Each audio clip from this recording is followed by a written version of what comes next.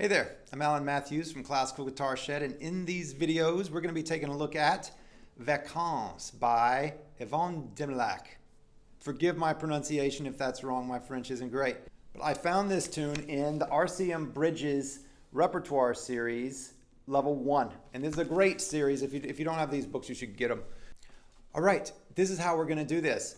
So I'll play it for you first. We'll just listen to it, and then we'll go through. We'll take a bird's eye view of what's going on, and then we'll look at the nuts and bolts. What are our hands doing? How do we actually get from note to note? And then we'll go deeper into the phrasing and the musicality to really make it beautiful, and different things that you can do to really bring this piece alive. So that's our game plan.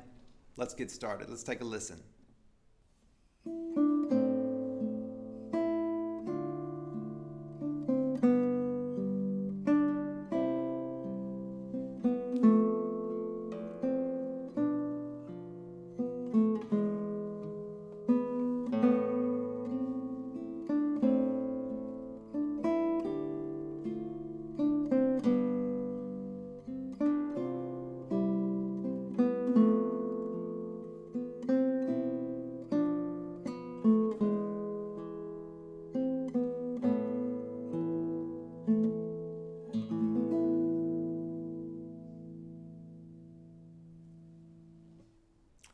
Great. So once we first begin to learn a tune, we can sight read through it once, just play through the notes to see if we want to play it. But once we know that we want to play this tune, then we want to quit doing that. We don't want to just play it over and over again because that's a terrible way of learning. It just works in all sorts of problems.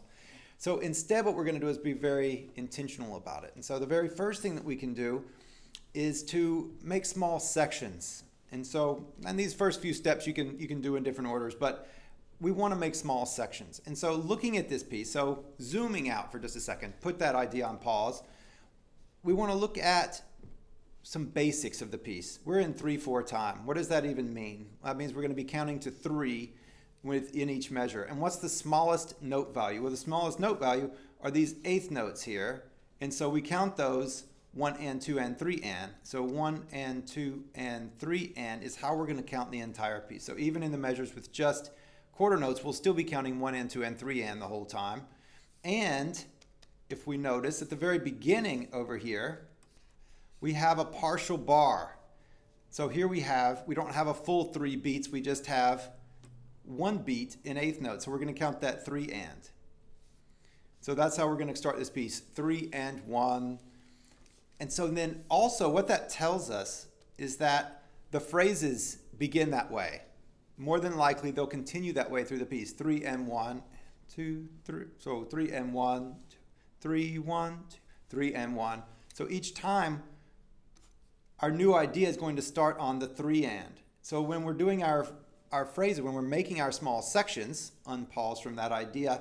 So we want to do that in our music. That way, whenever we're practicing, we're always working on making things more lyric and flowing and beautiful. So the bar lines, this is just a quick tip. These bar lines through here, we don't want to hear them, like ever. So practice always going over them, or to a particular point like this one, where you have this idea, which is these eighth notes. So when we do that, then we can make our small sections based on that. And we can just use our ear to make those small sections. In this case, it's about 4 bars. And so 4 bars minus that beat. We're putting that beat on the front. So that's the way I've done it. You could also split it right there and make a smaller section even with just a couple of measures. So however you want to do it. The next thing is look at all the ink. Do I know what every single shred of ink on this page looks like, or do I know what it means? So do I know what M and I and P, P-I-M-I, or P-I-M-A, excuse me, if you, these are the right hand fingerings, and then 1, 2, 3, 4 on the left hand fingerings. Thumb doesn't get a number on the left hand. And then, do I know all these notes? So just glance through, do I know every single one of these notes in here? And if I don't, then let's go ahead and figure out where that is. After that, we can clap and count the rhythm. So do I know the rhythm? We've already been talking a little bit about this.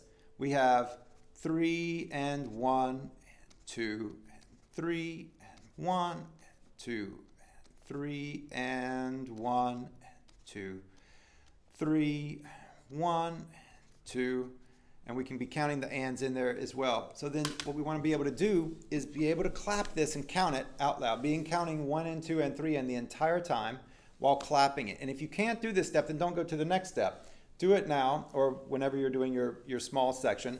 3 and 1 and 2 and 3 and 1 and 2 and 3 and 1 and 2 and 3 and 1 and 2 and then that's how far we're going with this first bit. So really important, if you can't play the rhythm and clap it and count it out loud, chances are you're not going to do very well with it when you get all this other complexity of which finger in the right hand and where do I put my left hand fingers. It's going to cause problems and get messy later. So take out the rhythm, do one thing at a time. If you want to work on memorizing this piece, then memorize it from this point.